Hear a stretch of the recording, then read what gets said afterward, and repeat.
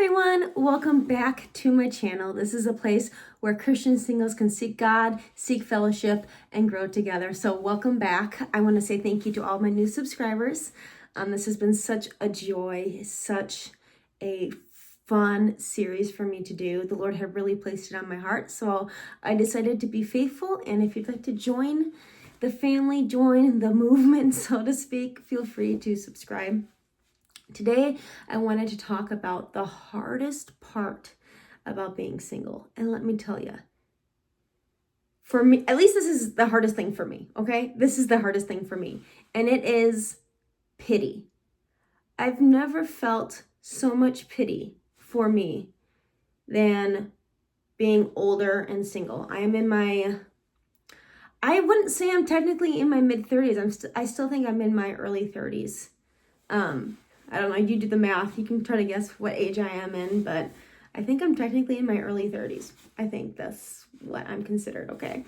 But I started to feel pity when I was around 28 years old. I think that was the time where the majority of my good, close friends, especially the friends that I grew up with, were married by that point. A lot of them were starting to have kids or become pregnant at that point, and I started to feel a little bit of pity of like, okay, like, well, Brooke, I've got this guy for you, or and that I appreciate. Like, don't get me wrong, a good godly friend who wants to like try to hook me up with someone, like, I'm all game, right? But I just felt a little bit of pity in their voice at that point, but it really wasn't until I was about 30 when the pity started getting added on to the pile, like a bunch of sprinkles on top of an ice cream cone, okay? It started to get pretty bad. I remember one of my dear friends, I saw her and we were talking about marriage, and at that point she had been married for a little bit and had a kid, and she asked me, and all in good humor and in good faith, right? She told me, Brooke, do you cry yourself to sleep every night? That's totally what she said to me. And I said, no, like, why? Like, she's like, because when I didn't have my husband, I just cried and cried and cried every night. I just wanted my husband so badly. And I'm glad that she's found her husband, and I'm sad that that was her story beforehand, but that made me feel really, I don't know, it made me feel like my only value was in having a man. And in general, the pity is an issue where it feels like, what, do I not have an identity outside of a man? Like, yes, I hope to get married someday. Yes, that is a desire of mine. But something that I will thank God for in this prolonged singleness is that I have come to know and love myself so much in the most biblical way. Like, I am cool. I am hot stuff, okay? Like, I say that humbly. Like, I have really been forced, so to speak, to work on myself, to know who I am, know what my likes are, what my dislikes are, because I haven't had someone to tell me who I was. I haven't had, well, sure, I've had boyfriends who've helped lead and guide, right? But in general, I've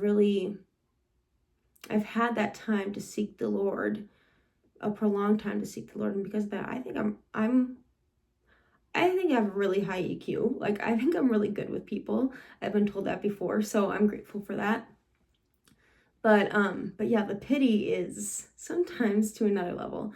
I will say, in my last dating relationship, the way that people treated me once they saw, heard that I was dating somebody, night and day difference on how people treated me. It was literally, like, I remember thinking, like a year ago, thinking like, once this is all said and done, because like we were hoping to get married, but I was like, at some point I'm going to talk about how everyone has changed and how they've treated me. And then the funniest part is when we broke up, they all reverted back to how they treated me before.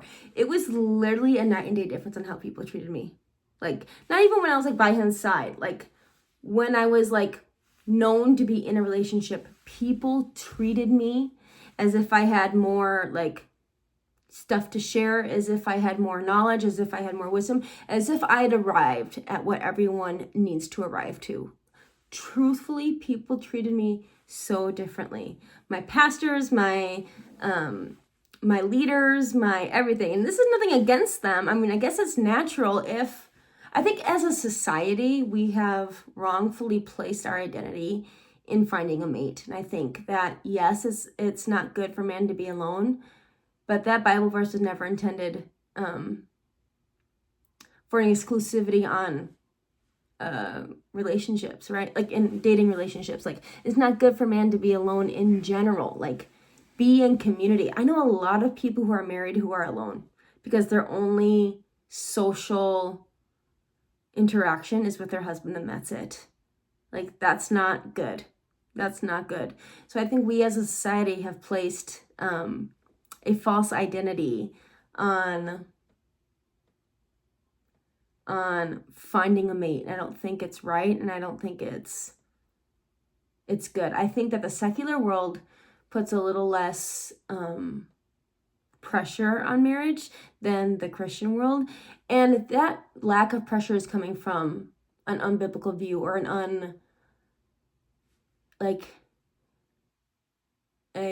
what's the word? I can't think of the word. Like, it's not good.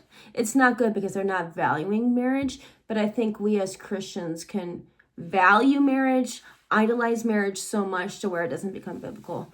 And I am whole, happy, and healed. And you are too, whether you're dating someone or not. At the end of the day, we're a soul, body, spirit. And at the end of the day, you can't bring your husband up to heaven with you at the exact same time that you're going. You're not going to be in the heavenly realms. You're not going to be married. So who are you? That's who you're going to stick with for the rest of your life. And hopefully it's a healthy situation, right? Hopefully it's a situation where you can go to bed at night, whether you're away from your husband or with your husband, and say, you know what, I am a child of God, and I know the Lord, and I know who I am. But yeah, the pity. My married friends and my people out there in general, can you please stop pitying people who are not married when they're a little bit older, like as if we're lacking something? I'm not lacking something. I am happy. Now, would I be happy with a husband? Of course I would be, of course. But I don't have one. I don't have one. Trust me, if I could magically have him appear right here, then I would. But guess what? I'm not God, and I have to trust that his timing is perfect. I have to. There's no other option. If I don't trust that his timing is perfect, then I'm going to live a miserable life hoping and wishing and being sad that I don't have somebody, blah, blah, blah, blah. Well, the truth is that I don't have somebody, and right now at least, right? And I have faith, and I pray, and I seek him. But in that seeking of the Lord and praying for a future spouse, I'm not just going to sit in my butt and have that be my only identity, because I am an amazing human being, and I'm not in the waiting room. I am in the whole playground room, okay? Like, I get to play on the jungle gym with the big kids, right? And yeah, I'm grateful because I know that when I do meet my future husband, I have had the time to work on myself, and I'm not going to be in a position where it's going to be like, oh, we have these struggles in our marriage because we got married young and we didn't know who we were yet. I'm a firm believer that nobody should get married before 25. Yes, there are a few exceptions. Yes, the Lord has his hand upon people and callings on certain individuals. Like, I'm not negating that. If you got married before 25, that's a sin, because absolutely not. But I do believe that most people aren't ready for marriage until they're at least 25. And I know for me specifically, I don't know if I've said this in a video before, I would not have been. I think if I would have gotten married before 29, I would have been a shell of a person. I would have put my whole identity in my husband, and I would have just wrapped myself up in an identity of just someone who I wasn't meant to be. So that's just my take on it. But I wanted to encourage you, single Christian, that if you're feeling pitied by others, you're not alone, okay? You're not alone. I've had a lot of other like crazy comments, and I mean, I could spill them all out, but yeah, I think the one that said, do you cry every night before you go to sleep? I think that one took that one took the cake, though I love her very much, and she didn't mean anything by it, but it was like, really? Like, I do have a life, you know that. Like, I am happy. Like, happiness doesn't come from having a spouse. Happiness comes from your identity in Christ and who you are. But that's just my take on it, right? But I hope you guys, I was going to say ladies, this is not just for the ladies, though. If you are a lady, then come on over, sister. Like, you're more than welcome, right? But just want to say thank you so much. If you are single, tell me down below. I would love to just read and hear and listen what has been your hardest part and how you have combated it. How I combat the pity is by living a joyful life. I think my mom was actually telling me this the other day, and I'm grateful for this about myself. I guess I'm not a person, like, yes, like, somewhere, like, I do care about what people think of me, but not in the sense of, like, oh my goodness, like, do they hate me? Because I really don't care. I am who I am, and I'm just gonna do it. And if you, like, I often see on, like, social media of, like, people, like, leaving, like, oh, this mean comment really hurt my feelings. I guess I'm the type of person where it wouldn't affect me twice. Like, literally, it wouldn't affect me twice. It would roll right off my back. But I think the Lord made me that way. But yeah, to combat pity, I just live a life of joy. Like, I know the Lord. I know the Lord. And I know that He has a great and awesome husband for me. I have to believe that. And sometimes I think of Him, and I don't know what He looks like, but I try to imagine who He'll be as a character, right? In His character.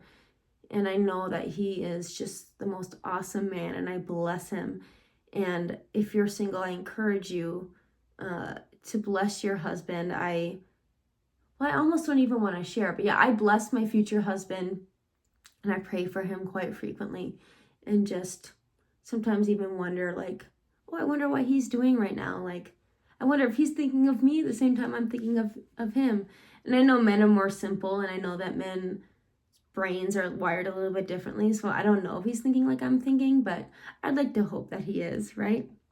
But I want to encourage you, dear sibling of Christ, that if you are dealing with pity from others, you're not alone, and seek joy, and everything else will fall wayside. So much love to you all. Make sure you subscribe to be a part of this family, and we'll talk to you all in the next video. Okay, much love to you. Bye.